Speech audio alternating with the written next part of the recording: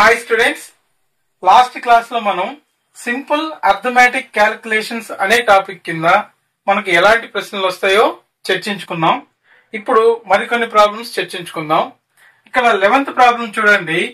84 divided by 6 into 4 plus 44 minus 25 equal to question mark అని ఇచ్చాడు. ఇలా ఒకే ప్రాబ్లం లో మనం అన్ని వేరు రకాల గుర్తులు అప్లై చేయాల్సి వచ్చినప్పుడు ఖచ్చితంగా మనము బాడ్మాస్ రూల్ అనేది అప్లై చేయాలి అని ముందుగానే చెప్పుకున్నాం. ఇదే వరుస క్రమంలో డివిజన్, మల్టిప్లికేషన్, అడిషన్, సబ్ట్రాక్షన్ మనకి ఇచ్చింది కూడా అలానే ఇచ్చున్నాడు. సో ఫస్ట్ మనం డివిజన్ అనేది ఇక్కడ వరకు అప్లై చేయాలి. అంటే 84 డివైడెడ్ బై 6 ఇక్కడ వరకు విలువ కనుక్కొని మిగతాది యాడ్ చేసుకుంటూ వెళ్ళాలి. సో ఇక్కడ 84 డివైడెడ్ బై 6 అంటే సో 6 తో 84 అనేది ఎన్నిసార్లు డివైడ్ అవుతుందో చూడండి. 6 1 జార్ 6, 6 1 జార్ 6, 8 లో 6 తీసేస్తే 2 ఉంటది. 2 పక్కన 4 డౌన్ చేస్తే 24, 6 4 24. అంటే మనకి ఇక్కడ వరకు 14 అనేది ఆన్సర్ వస్తుంది. ఈ మిగతాది కంటిన్యూ చేద్దాం. Into 4 plus 44 minus 25. ఇప్పుడు ఇక్కడ చూడండి, ఈ రెండుని ముందు మల్టిప్లికేషన్ చేశాక వచ్చిన విలువతో దాన్ని యాడ్ చేయాలి. సో ఇక్కడ 14 4 జార్ 14 4 56 ప్లస్ 44 మైనస్ 25. సేమ్ ఈక్వేషన్ అయితే అలానే రాసుకుంటూ వస్తాం. ఇప్పుడు ఈ రెండు యాడ్ చేయండి. 56 ప్లస్ 44 ఇవి రెండు యాడ్ చేస్తే 50 ప్లస్ 40 90, 6 ప్లస్ 4 10 మొత్తం 100 అవుతుంది. 100 మైనస్ 25.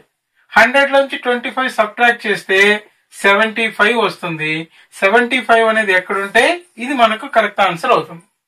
సో ఇక్కడ మనం ఖచ్చితంగా ఈ బాడ్మాస్ రూల్ ఇక్కడ వరుస క్రమంగా ఇచ్చాడు. ఒకవేళ వరుస క్రమంగా కాకుండా ఇక్కడ డివైడెడ్ బై, ఇక్కడ ఇంటూ, ఇక్కడ ప్లస్ ఇచ్చుంటే మనం ఖచ్చితంగా ముందు డివైడెడ్ బై చేశాక ఇంటూ చేయాలి, తర్వాత ప్లస్ మైనస్ అప్లై చేయాలి అనేది గుర్తుపెట్టుకో. నెక్స్ట్ 12వ ప్రశ్న చూడండి. 12 minus question mark equal to 11.6544 అని ఇచ్చాడు.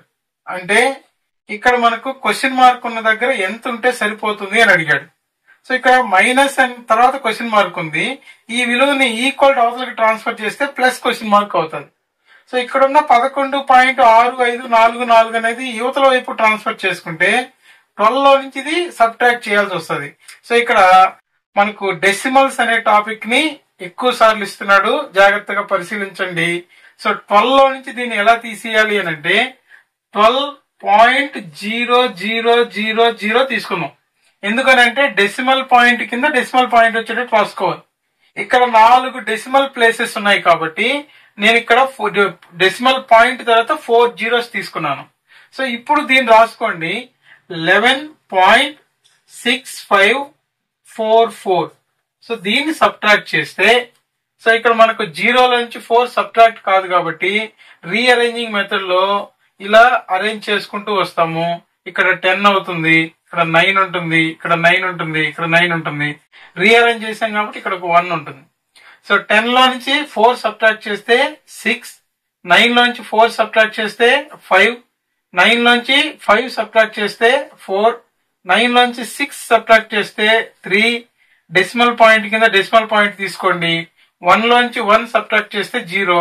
ఇక్కడ కూడా 1 లోంచి 1 సబ్ట్రాక్ట్ చేస్తే 0. 0.3546 ఎక్కడ వచ్చింటే అది కరెక్ట్ ఆన్సర్. ఇక్కడ ఇంకొక ఈజీ మెథడ్ ఏంటంటే ఇచ్చిన ఆప్షన్స్ ని బాగా గమనించండి. ఇక్కడ 1 2 3 4 5 అంకెల తర్వాత డెసిమల్ పాయింట్ ఉంది. 1 2 3 4 5 6 అంకెలతో డెసిమల్ పాయింట్ ఉంది. 1 2 3 4 అంకెలతో డెసిమల్ పాయింట్ ఉంది. ఇక్కడ 3 అంకెలతో డెసిమల్ పాయింట్ ఉంది. కానీ మనకి ఇచ్చిన ప్రాబ్లం లో డెసిమల్ పాయింట్ తర్వాత 4 అంకెలు ఉన్నాయి. మనం దీంట్లోంచి సబ్ట్రాక్ట్ చేసినా కూడా డెసిమల్ పాయింట్ తర్వాత 4 అంకెలే వస్తాయి.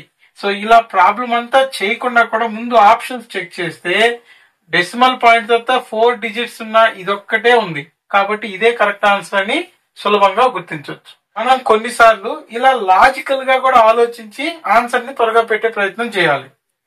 నెక్స్ట్ 13th ప్రాబ్లం చూడండి. 72 into question mark equal to 5184 అని ఇచ్చినాడు. అంటే ఇక్కడ ఇంటూ క్వశ్చన్ మార్క్ ఉంది. ఇంటూ క్వశ్చన్ మార్క్ అంటే ఇక్కడ 72 మల్టిప్లై చేస్తుంది. మనం ఈ క్వశ్చన్ మార్క్ కనుక్కోవాలి. సో ఇక్కడ మల్టిప్లై చేస్తుంది కాబట్టి ట్రాన్స్ఫర్ చేస్తే 72 అనేది డివైడ్ అవుతుంది. అంటే ఇక్కడ 5184 ని 72 తో మనం భాగించగలిగితే ఆన్సర్ వచ్చేస్తుంది. కానీ 72 టేబుల్ తో భాగాహారం చేయాలి అనేది కాకుండా ఇక్కడ క్యాన్సిలేషన్ ప్రాసెస్ ని మీరు అప్లై చేయాలి. ఏ టేబుల్ తోనైనా తీసుకోండి. ఫర్ ఎగ్జాంపుల్ చిన్న నంబర్ 2 తోనే స్టార్ట్ చేయండి. 2 తో 2 3 జార్ 6 ఒకటి మిగులుతుంది. 2 6 జార్ 12. సేమ్ అదేవిధంగా ఇక్కడ 2 2 జార్ 4 ఒకటి మిగులుతుంది. పక్కన ఒకటి తీసుకుంటే 11 అవుతుంది.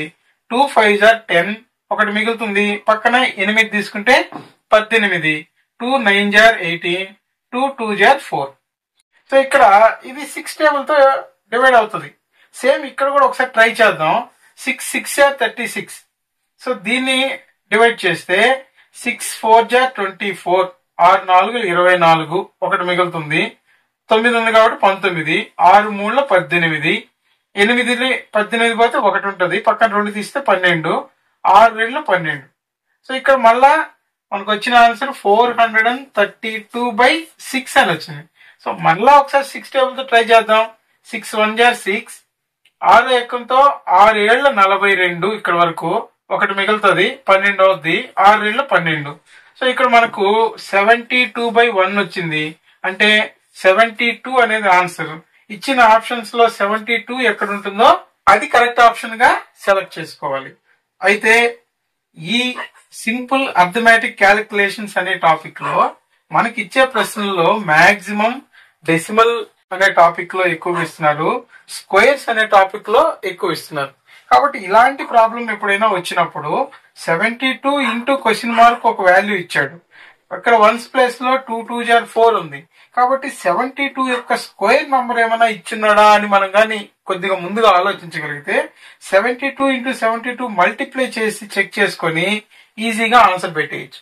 లేదు కొన్ని సందర్భాల్లో ఇక్కడ 2 తో 2 2 జార్ 4 అవుతుంది.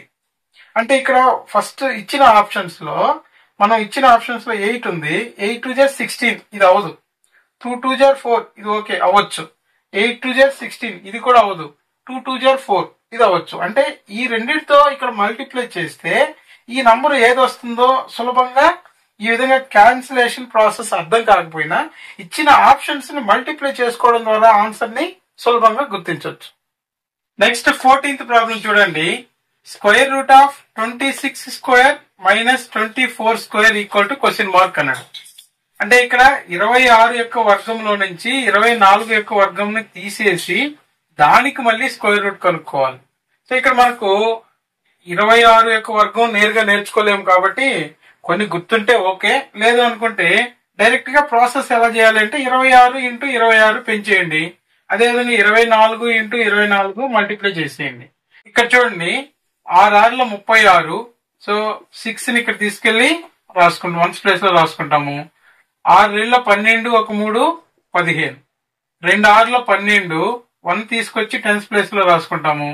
2 2 4 1 5. సో ఇక్కడ 676. సేమ్ అదే విధంగా 24 ఇంటూ 24. 4 4 16. 6 ఇక్కడ రాసుకుంటాము. 4 2 8 1 9. 2 4 8 10th ప్లేస్ లో రాసుకుంటాము. 2 2 4. సో 6 17 576.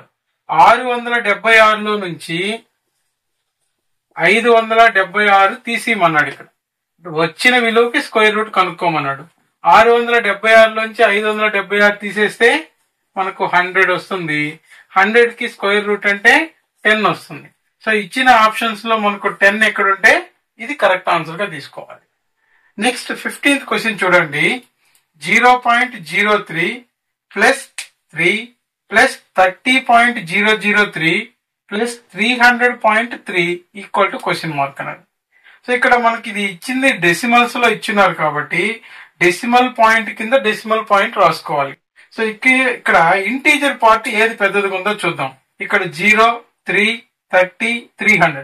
సో ఇంటీజర్ పార్ట్ ఏదైతే పెద్దదిగా ఉంటుందో దాన్ని ఫస్ట్ రాసుకోండి. 300.3 ఉంది. నెక్స్ట్ 30 ఉంది. సో ఇది టెన్స్ ప్లేస్ లో రాసుకుంటాం కాబట్టి డెసిమల్ పాయింట్ కింద డెసిమల్ పాయింట్ వచ్చేటట్టు తీసుకోండి. 30.003. నెక్స్ట్ 3 రాసుకున్నాము. దీనికి 0.000 తీసుకుంటాం. నెక్స్ట్ 0.03. సో చివరిలో మనం ఇక్కడ జీరోలు తీసుకున్నది వీటి విలువ ఏమి మారదు. కాబట్టి ఇలా మనం ఖచ్చితంగా అడిషన్ చేయాలి. సో ఇప్పుడు ఇక్కడ చూడండి, డెసిమల్ పాయింట్ కింద డెసిమల్ పాయింట్ వచ్చేటట్టు ఖచ్చితంగా చూసుకోవాలి. యాడ్ చేస్తే ఇక్కడ 3, ఇక్కడ 3, ఇక్కడ 3. సో ఇది కూడా 3, 3, 3. 333.333 3 సార్లు ఉన్న ఆప్షన్ ఎక్కడ ఉందో చూడండి. ఇక్కడ థర్డ్ ఆప్షన్ లో ఉంది. ఇది కరెక్ట్ ఆన్సర్ గా తీసుకోవాలి. ఇంకా కొద్దిగా బాగా ఆలోచించగలిగితే మనకి ఇంటీజర్ పార్ట్ 333 ఉంది ఖచ్చితంగా. సో ఇంటీజర్ పార్ట్ 333 ఉండే ఆప్షన్ ఇది ఒక్కటే ఉంది. కాబట్టి ఇలా మొత్తం అడిషన్ చేయకుండా కూడా ఇది ఆన్సర్ అని మనం గుర్తుపెట్టేలాగా ప్రాక్టీస్ చేయాలి.